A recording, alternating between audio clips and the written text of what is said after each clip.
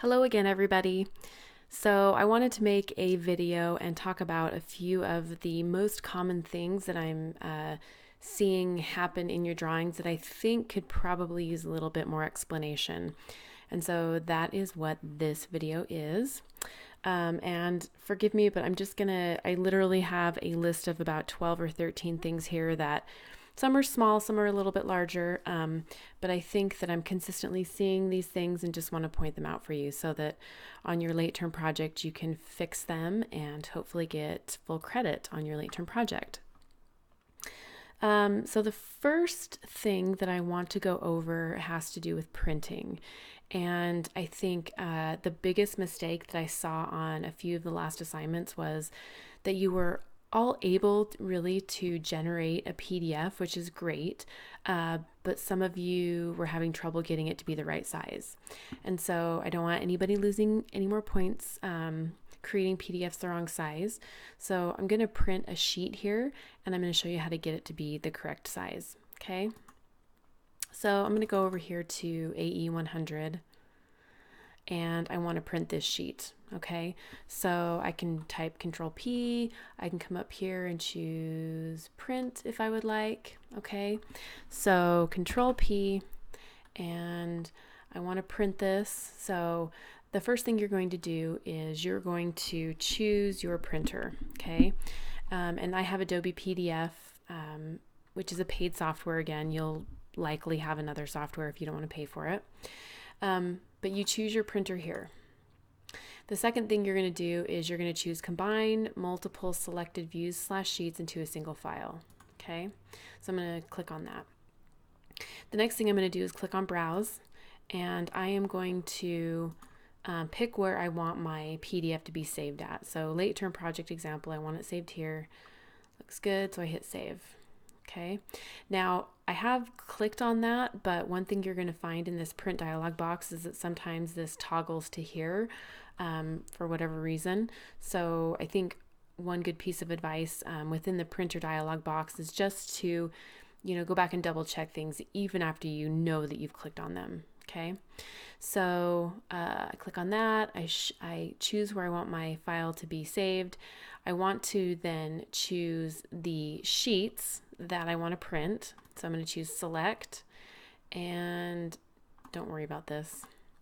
Then I'm going to uncheck views, and I'm going to pick the sheets that I want to print. And just for sake of time, I'm not going to print all of them. But we will do the cover sheet. Let's do the basement, main level, and roof plan. I'm going to hit OK. I'm going to click no there. So I have chosen my printer, chosen where my file is going to be saved, chosen the actual sheets I want printed, and now this is where most of you have likely failed. Strong word, I know, but likely failed in the PDF process, because under setup you're going to click on setup, and the size of your paper right here, arch size D, is what you want to choose. Now, depending on your PDF printer, you may have to input something like choose 24 by 36 or 36 by 24 or arch D or ANSI. I believe ANSI D is a 22 by 34. That would even be acceptable. You can even, with PostScript custom page size, you can even type in what your page size is going to be.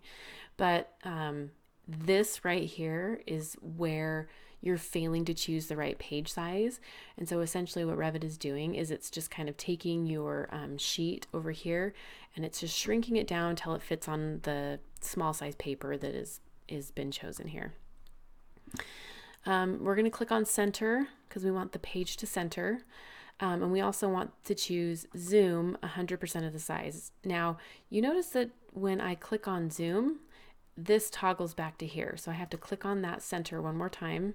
Super annoying. We just know it happens. Okay. And then everything else looks good. Landscape is usually a default selection. So we'll leave that, or we'll just check it, but that's what we wanted to see there. So just make sure that you check all of these things, right? I always come through here and I just check it. and I hit OK. And by doing that, really, you've set your drawing up to print as an arch size D or a 22 by 36, okay? Instead of a letter size, which most of you had been kind of mistakenly doing, okay? So I'm going to hit OK now. And again, Revit says, hey, where would you like to save this? Well, we've already told it, but we're just going to hit save again. And it's going to move through the printing process. Now, one thing that I saw on the discussion board that I want to address is the fact that sometimes when you're working in Revit, you go to create your PDF and it starts to print and then it just hangs up forever. I don't know if this is an Adobe problem or if it's a Revit problem, but it's a pretty common and super annoying problem. Okay, so sometimes this just does hang up and sometimes you have to cancel the print and restart it. Again, I don't know where the issue is and which software it is. I assume Revit because this happened on it happens on some versions of Revit and not on others. But to fix this problem, if you've been waiting and waiting and waiting, really the only solution is just to hit the X, cancel out, Control P again, check your settings, right? Again, we don't want to be lazy and have it, be wrong. And setup, and I just quickly check my page size, center, zoom, great. And I'm going to hit OK again, save, and look, magically it zooms through the print. Okay, so that hang up that's happening is nothing you're doing. It just kind of happens in Revit, and I hate to say that, but it just does, right? Technology doesn't always function perfectly.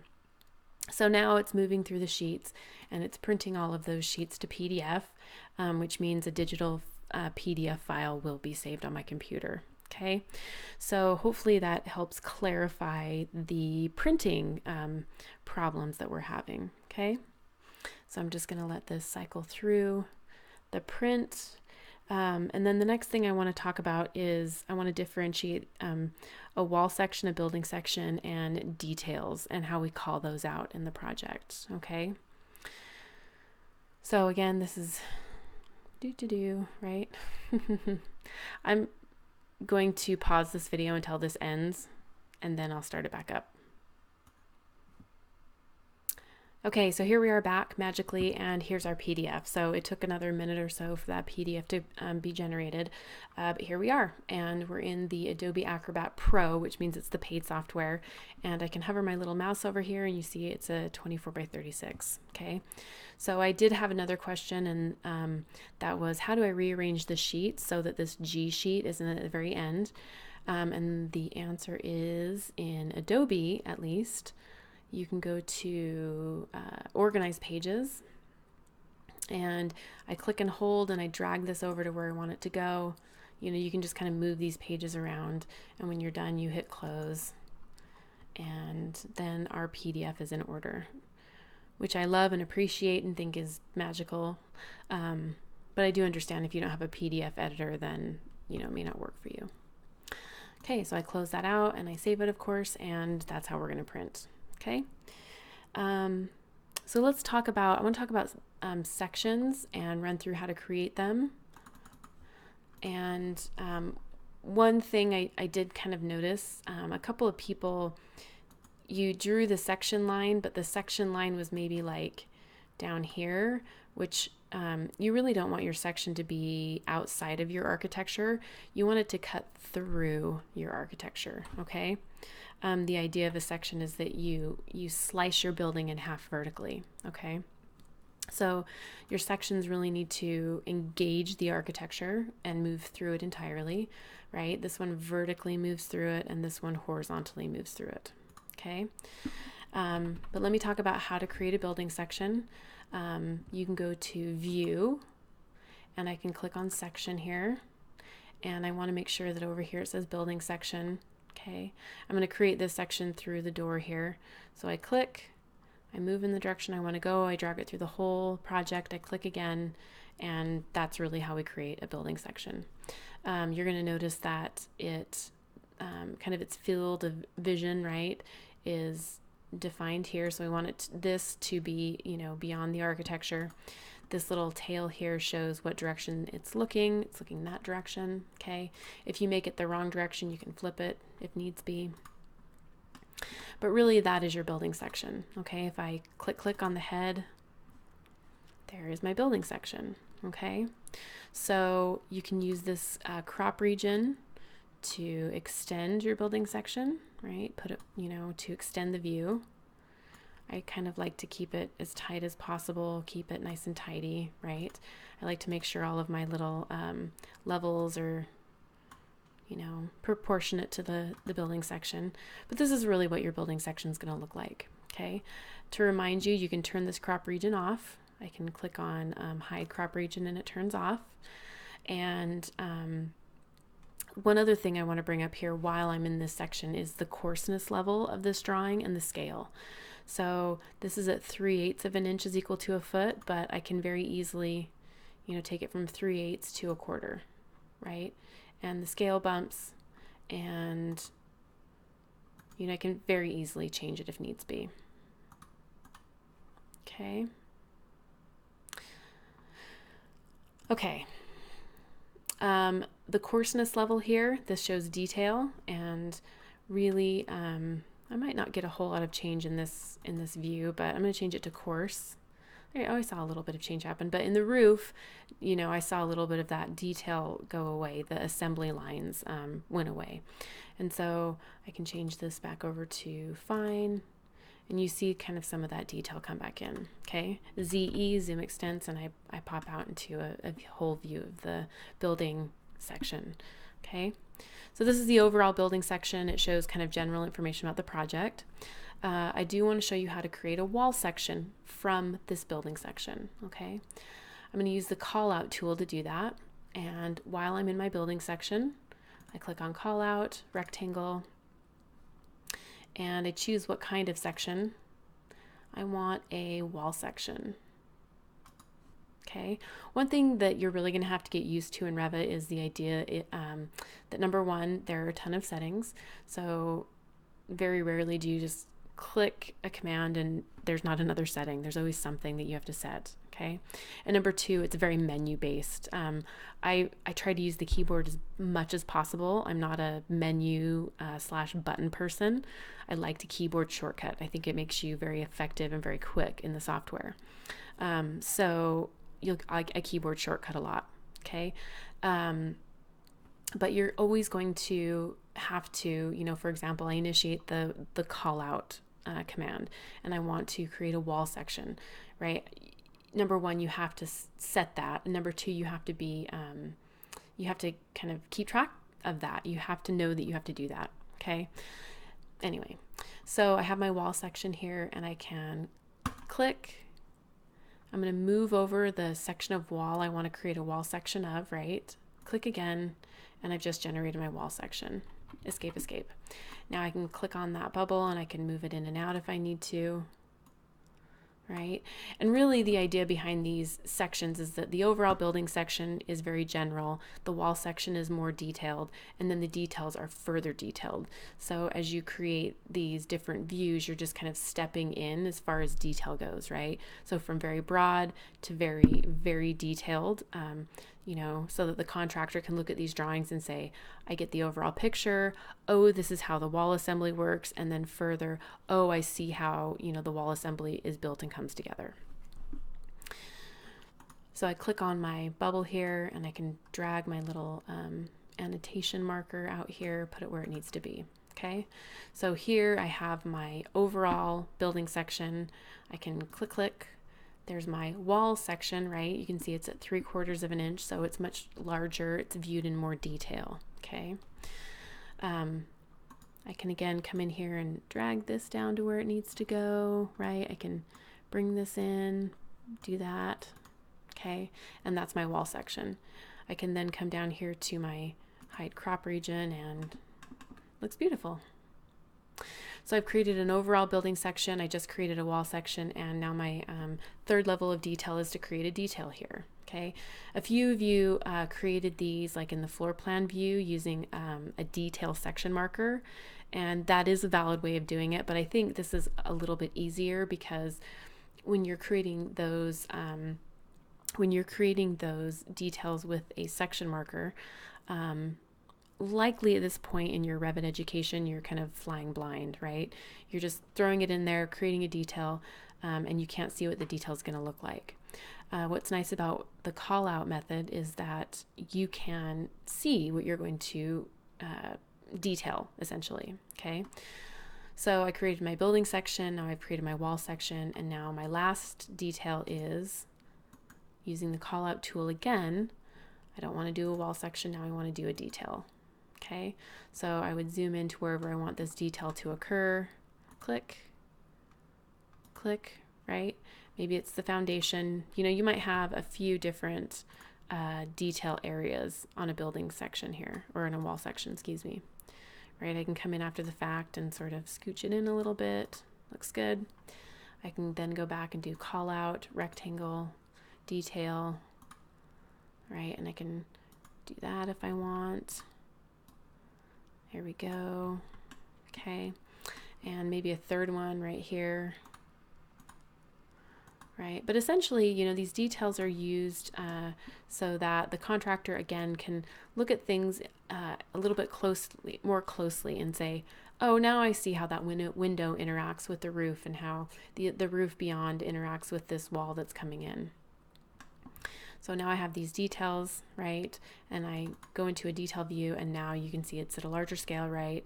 1.5 inches is equal to a foot. You know, our previous one was 3/4 of an inch for the wall section, and I think the building section was 1/4, 3/8, something like that.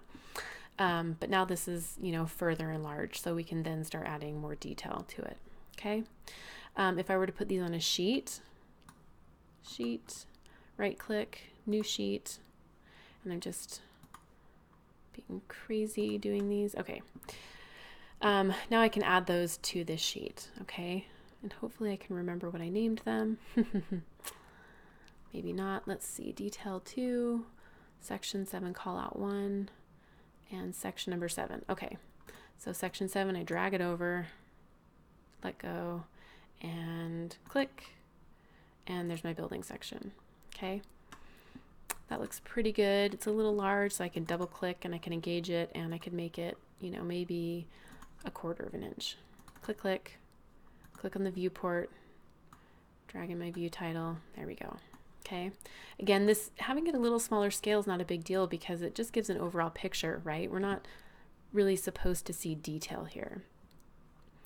The next one I'm going to pull on here will be my section 7 call out 1. Let's see, where are my wall sections? Here we go. Drag this over. There's my wall section, right? Click, click. I could turn on my crop region if I needed to. And it's not fitting on the page. I can't go in any closer because of that, but you guys get the idea, right?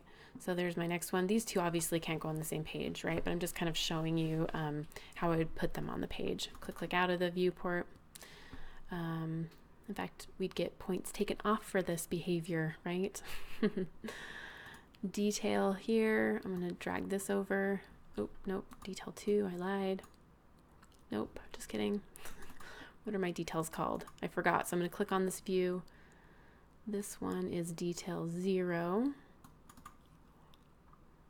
Where are they hiding? Oh, there they are. Okay. And this is obviously not my drawing. And there we go, right? So very small, very generic, zoomed in, more detail, even further zoomed in, there's another detail, okay? So that's going to be the difference between a building section, a wall section, and then a detail, which was something that I feel like needed clarification, okay? Let's see, so printing, wall section, building details. One thing I do want to remind you about also is how we view some things in Revit here. So I'm going to go back to my main level, and I'm going to come down here to kind of my visual settings, okay? And what I'm going to talk about next is the scale of this drawing and also the coarseness of this drawing. Okay, so the reason I want to talk about the scale is I want you to be aware of the fact that you can change it really easy in Revit. Okay, and hopefully, let me go back to that sheet I was on. What was it called? Unnamed. There we go. Okay.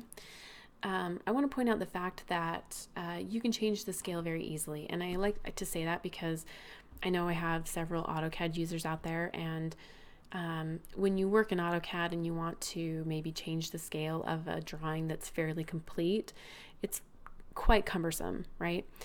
Changing the annotation, getting it moved to the right spot, making sure the scale of the annotation updates with the drawing, right? It's kind of a big process. It's gotten a lot easier, but it's still kind of a process, right? Whereas in Revit, it's just kind of a button that you pick a scale from, and everything kind of very nicely changes. Okay, but I want to show you, number one, that it changes easily, and here's a really good illustration of why you would either change the scale or make the decision to put something on a different page. Okay, so here, right, before when I placed this drawing originally on this sheet, it was at 3/8 of an inch, which is almost a half, right? And so it was very large. Let's look at it here, 3/8, and it covered most of the sheet. Now, it's not a bad scale. I probably wouldn't have argued with this scale, but with this scale, I do sort of recognize that these two things can't be on the same sheet. Okay. With all of that said, right, and I'm getting a little bit more into drafting practices at this point rather than talking about the software, but specific things in a set of drawings are very much linked with the specific scale, right? So we don't want to just kind of willy-nilly come in here and click and maybe just say like, oh, 1/16 of an inch. Yeah, that fits pretty good, so we're just going to do that, right? When you start working professionally, there are standards for that, right? So pay attention not only to how something maybe fits on the page, but also a proper scale for it, right? We're not going to go into that hugely in this class, but do know that there are specific scales for specific drawings, okay? But also know that it is pretty easy to change the scale of a drawing if you have to, right? Or the scale of a detail or wall section or whatever, okay? So that's one thing that I wanted to point out, because as much as I don't like to see drawings that are too large on a page, I also don't like to see drawings that are too small, right? So if it looks like that, it's too small. If you have to zoom in to view it on a page like this, it's too small, okay? And don't be afraid to change it if you have to. So I'm going to hit Control Z, undo, and it went back to where it was. Okay, so the next thing that I want to talk about is drawing coarseness level. And we somewhat just talked about this, but this is one thing that I'm somewhat consistently seeing, maybe not being correct, but something I want you to notice on your drawings, okay? The drawing coarseness level will change how you view things on your screen. So the coarseness is located right here. You click on it, and if it's coarse, watch how the drawing changes. Right, everything loses its poche, its hatch, right? In other words, it loses kind of that visual striation that you see in the wall assembly, right? Things look very fundamental and blocky, okay? And that has its place, right? So for a drawing that's very small scale and it looks tiny on a page, you likely don't want to have all of that detail, because when it prints, it's just a big giant black blob, right? Or if you're doing something like maybe a code plan or something that, the walls, you want to see them, but they don't really matter as far as what the assembly looks like, right? This is a great setting. But for your floor plans, you want to see that. You want to see the wall assembly and how things are working in relation to it. So we're going to change our coarseness our coarseness level, yes, from coarse to fine or medium. I prefer fine, and you notice that all this detail starts to be included, okay? And I think it's good detail. And so if your drawings look very fundamental and blocky without any definition, change your coarseness level, and those things will start to pop up, okay? One other thing that I'm seeing in your drawings is that when you print your PDFs, I give you much praise for actually being able to create a PDF because it's not as easy as it sounds. But before you do print your PDF, I want your drawings to look like this. And what I mean by that is they're black and white in hidden view. Okay, so if I see color on your drawings, that means that it's in a shaded view. Your drawing is in a shaded view. And before you print, you need to change this to a hidden line. Okay, so I'm going to keyboard shortcut this. HL. Oop, didn't work, of course. HL. Oh, my microphone's in the way of my keyboard here. HL. I couldn't see the keys.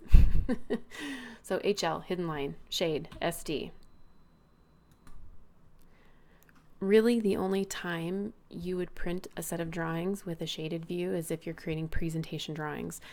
And, you know, likely if you're creating a set of construction drawings to build from, that's not going to be the case. And so before you print, you're going to need to go into each view, meaning views up here, and HL.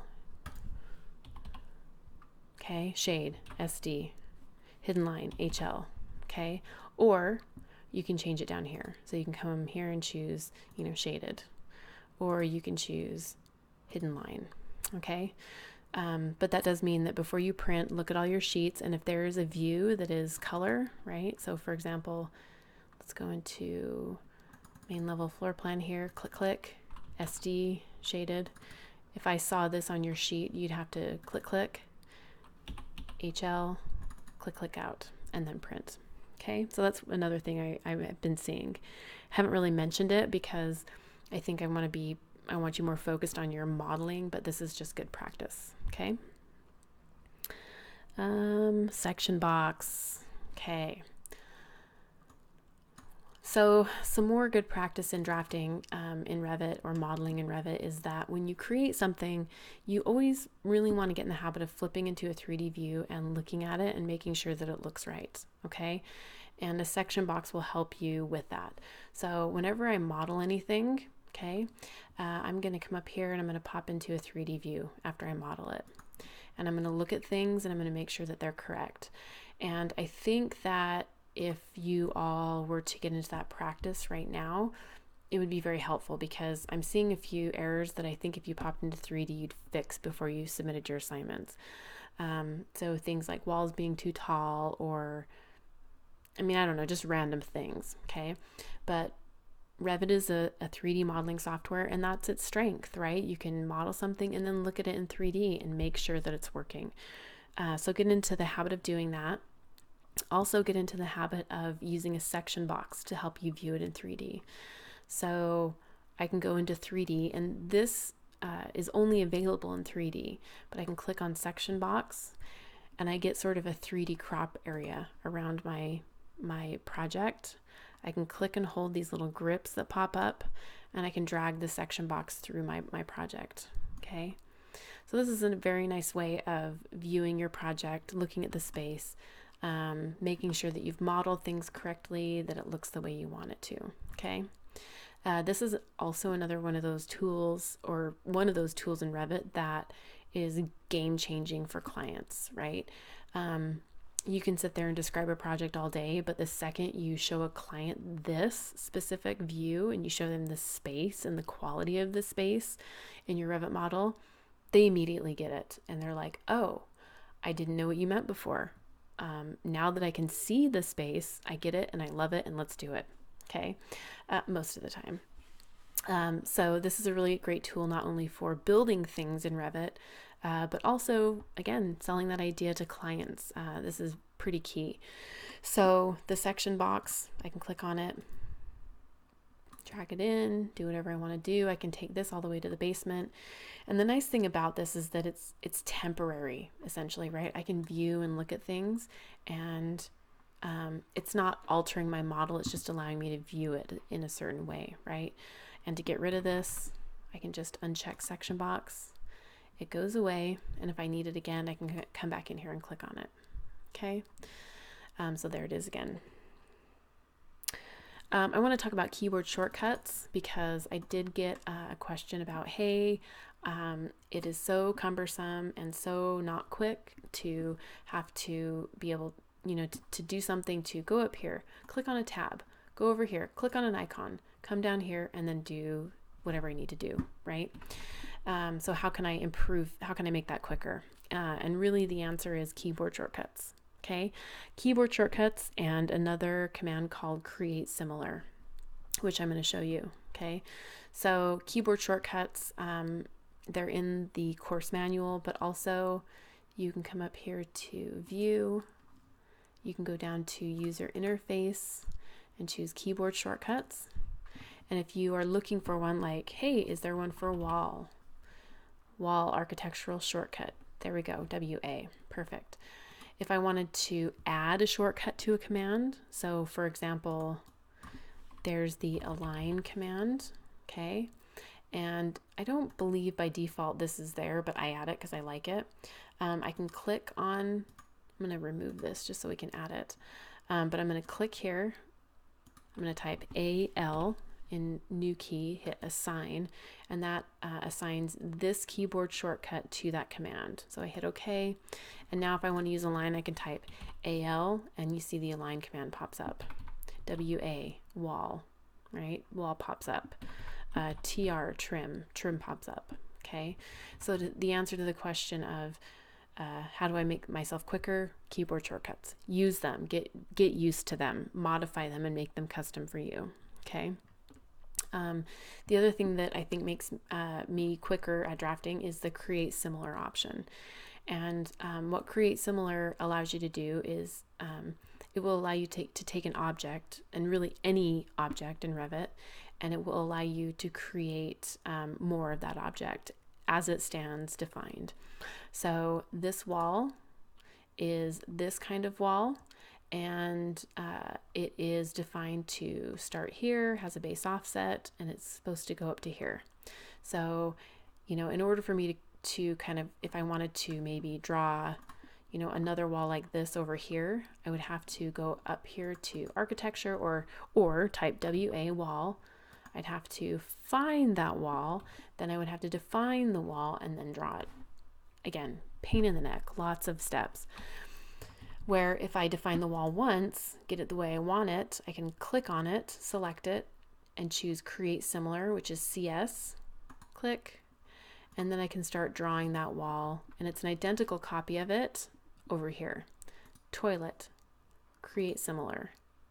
There's a toilet. Okay. Double door, create similar. Not big enough. There we go. Double door. Okay.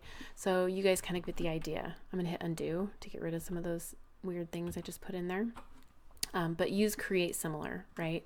So define one instance of the object, create similar, and draw away. Okay. Okay. Let's see. So the next thing I wanted to talk about was floors in Revit, and it relates to kind of how we create floors, kind of more of a methodology type question. Okay. And I'm just hopefully going to go through this quickly, but when you create a floor, the kind of the best way that I have found to create floors, and this question relates to like, what if my bathroom has tile and all my other rooms have a wood floor? Okay. We've found that likely the best way to create floors is to create one big piece of structural floor. Okay. And that structural floor will have the TJI or whatever kind of joist. It will have the sheathing on it. Okay. And any other type of structural element. So for example, the structural floor in the basement is the slab, right? It's just a concrete slab. And then you can have flooring on top of it, tile, whatever. The structural floor for the main level is the wood joist and the sheathing. And then you have the other type of flooring, the finished flooring on top of that, okay? So the way that we go about creating a floor, I'm going to pop into 3D here. And this model is a good example of that. Is we create one big structural floor, okay, that is drawn all throughout the entire project. And then to create different floor finishes, you're going to draw a secondary floor on top of that that is just the finish. Okay, so main level, shaded view here. In fact, let me go to a finished floor plan. There we go. Shaded view here. You see that I'm going to tab and grab the floor. You see that the structural floor, and this person just did the same flooring throughout the whole project, right? But the structural floor, let me hit edit boundary. The main floor is just drawn as one big piece. Okay. There's our hole for our stair right there. But that's our main floor. Great. So we draw the structural floor. Now, what if we want to have, you know, like a piece of wood flooring in here, different from another space? The way that we would go about that is, I'm going to go to floor here, architectural. Let's see what kind of I'm just going to, wood. There we go. Let me hit edit type. Look at the structure here, edit. I would create a finished floor only. So this says the structure is birch wood and it's 1/8 of an inch thick. Great. This is exactly what I was looking for. And then I would just draw that finished floor inside of a room. So let's say this bedroom wants to have a birch floor on it. We'll just say to there. Okay, I'm going to hit finish there. All right, and now you can see that we have this birch floor right there, and it just rests on top of the structural floor, because the problem that you're going to run into inherently is the fact that different spaces have different flooring, and all of the flooring may not be the same thickness. So when the flooring isn't the same thickness, you can't really, you know, define it into the floor type, right? Or I mean, I guess you could, but then it wouldn't work, because one room has this type of floor, the other has this type of floor. One is going to be taller, shorter, needs transitions, whatever. Without getting too complicated, which this isn't really a complicated topic, but it's hard to explain. The easiest way we've found to use floors is just to create a structural floor that contains just the structure, thickness, and the sheathing, and then finish that floor, and then to add other floor types to create another floor type with just the finish and place that on top of it. Okay, so if I look at this in a 3D view, right, I come in here, you can see right there's my finished floor, right? It's just sitting on top of my structural floor. There's my structural floor. Okay, so if this room wanted carpet, and these two rooms wanted tile, and this one wanted wood flooring, and the entry wanted to have VCT tile or whatever, right? You would create the one big structural floor, and then you would have 1, 2, 3, 4, 5 different other finished floor types that you would place on top of it. Okay, really kind of the only thing that's a little finicky about that is that I'm going to create a little section through here so I can look at it. SD shaded view. The only thing that's a little bit finicky about that is let's see here. Oop. Sorry guys. See if I have the right floor here. Okay. The only kind of tricky thing here is that here is my structural floor. Let's get it. There we go. There's my structural floor. You can see it's the wood truss joist. But then my secondary finish, sorry, am I in the right place here? Let's just make sure. Yes, there is my wood floor. Okay. My wood floor is in line with it. So I'm going to try and tab and select it, but it's not looking like it's... Where is my, oh, there's my floor. It's 7 inches above my main level. 0, okay. So essentially by default, when Revit puts a finished floor, it's gonna it's not going to rest on top of your structural floor. It's going to rest in line with it. So really the only finicky thing, other than you have to draw 2 floors in every room if you have a different floor finish, is that this has to be given an offset of whatever thickness it is. So this is 1/8 of an inch. I just need to pop it up 1/8 of an inch. Okay. But what's nice about that is that, you know, you can create a cohesive structural floor, add different finishes in every room, right? And then when you're in section, you can see those. Okay. All right. Let's see.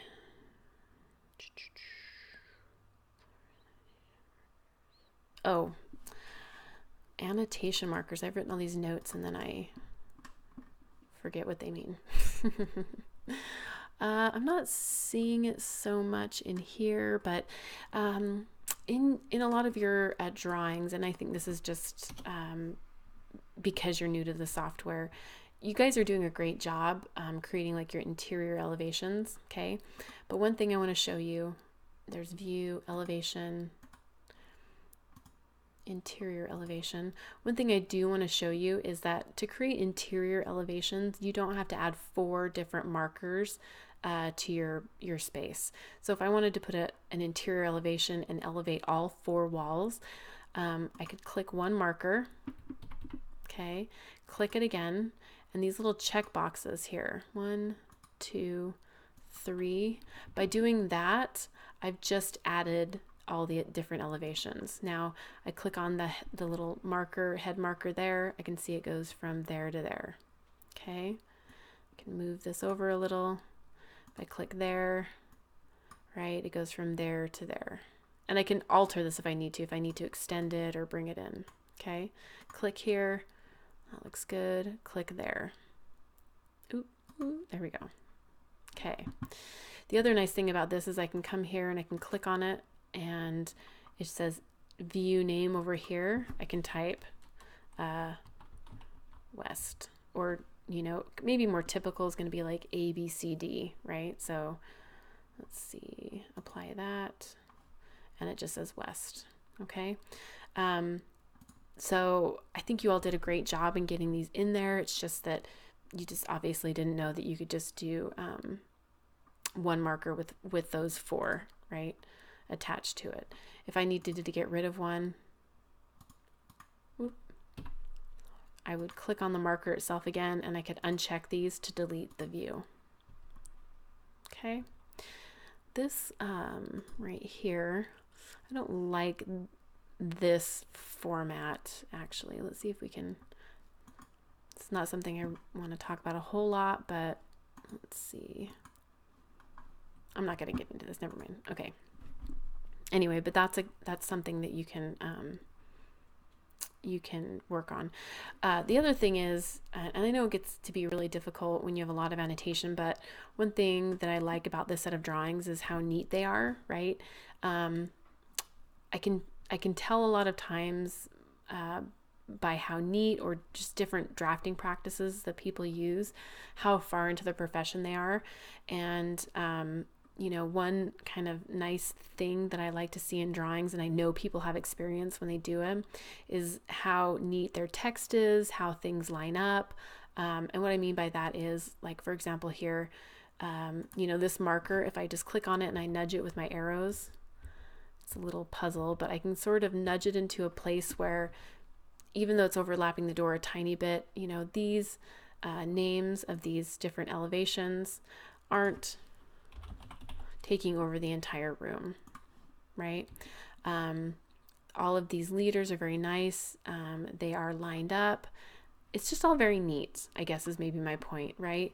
So, you know, I'm kind of muddling it by just throwing in views and stuff, but try and keep your drawings neat, you know, as a designer, you know, giving these drawings to a contractor to build and working through a design with a client, you know, neatness counts, and it says a lot about you as a professional, right? You have neat drawings, things look nice and neat, and they're thoughtful, right? And it says something about you as a designer when your drawings are messy and, you know, text is overlapping furniture and furniture is overlapping text and dimensions, and things just don't look nice and neat. it may indicate you're sloppy, right? And people are paying you a lot of money to design and to document a project, and do a good job for them. Make sure your drawings are neat and that they're readable and things aren't overlapping. Okay. So move things around so that things look nice and neat. Let's see. So I think I just have maybe one more thing I wanted to go over, and that is components and families and where to find some of these things. Okay. And so there is a website called revitcity.com, and this is kind of a good place to download blocks, right? Or not blocks, sorry, that's AutoCAD, to download Revit families. So you create an account. Anyway, it's just kind of like it's not the easiest website to navigate, but it has a lot of good stuff on it. So Revit City is a good place. I can click on downloads, and I could type in something like couch. Okay, and all these different couches pop up for use. And this is magical because you don't have to model them, right? But if I want to download something, I can click on download, and it downloads. Okay, and I can click on it, and when I click on it, it opens, and I can upgrade the model to the newest version if needs be. Okay, and once the family opens, here it is, I can look at it, right? There's my family. If I want to save it, I can. So if I want to keep this for use in the future, I can file, save as a family, and I can save it in my Revit family library, right? Couch, number 1, whatever, hit save. So I save this and I can use it later. Or if I want to bring it into my drawing now, right? Currently, I can choose load into project. If I choose load into project, it will load it into my project and keep both of these files open. If I choose load into project and close the file, it will close it, and it's now loaded in my Revit file, right? So I can click and I can place that couch. Great. Okay. So now when I go to architecture, component, there's my couch. Okay. But that is one place where you can go. Revit City is a really good place. Another good place that I like to get furniture from is coalesce.com. Okay, and so coalesce.com here, I can go to resources, and I can go to resources and 3D models.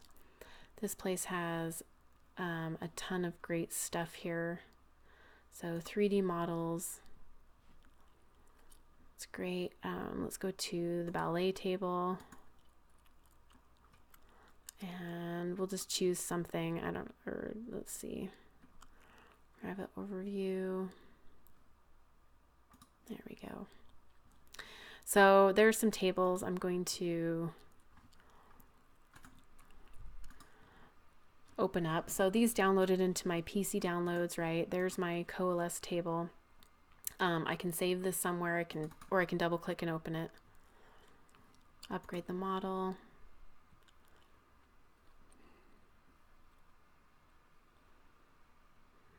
Okay, so it's just going to take a second, but essentially, that's a really good place to go and find things as well. So revitcity.com, there's Coalesce, that's a great place for finding furniture.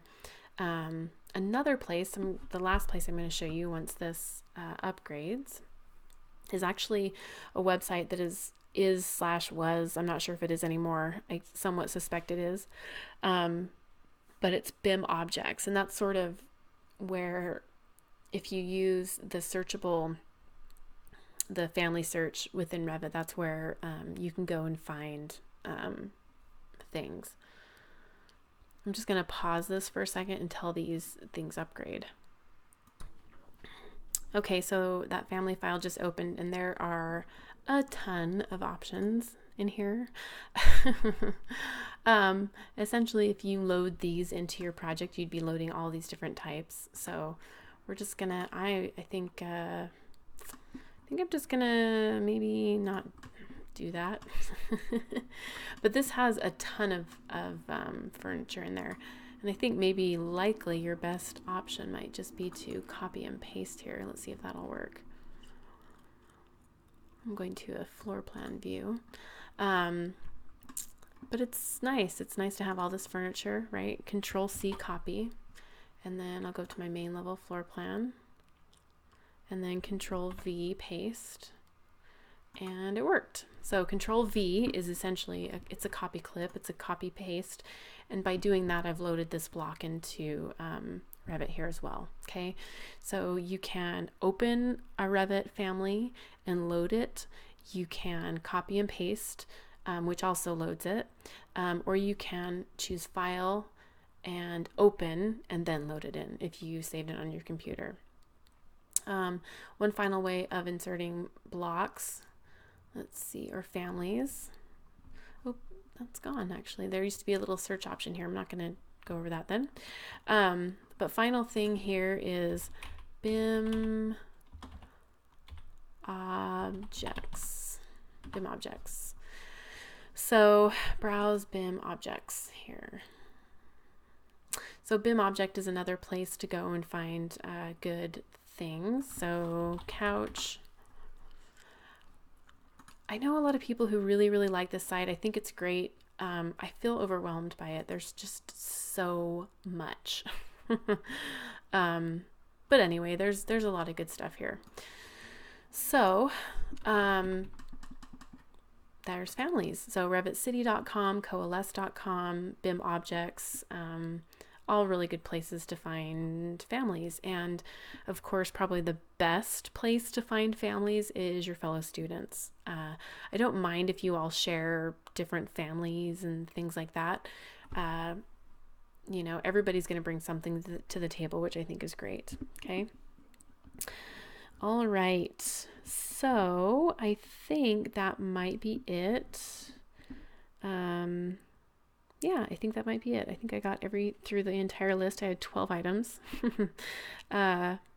So if any of you have any other questions, just send me an email. And if I feel like it's something that everybody could benefit from, then I'll create a quick video. This one was a little longer than I had hoped, but I think that it's going to clarify a lot of different things. So have a good night, guys, and good luck on your projects.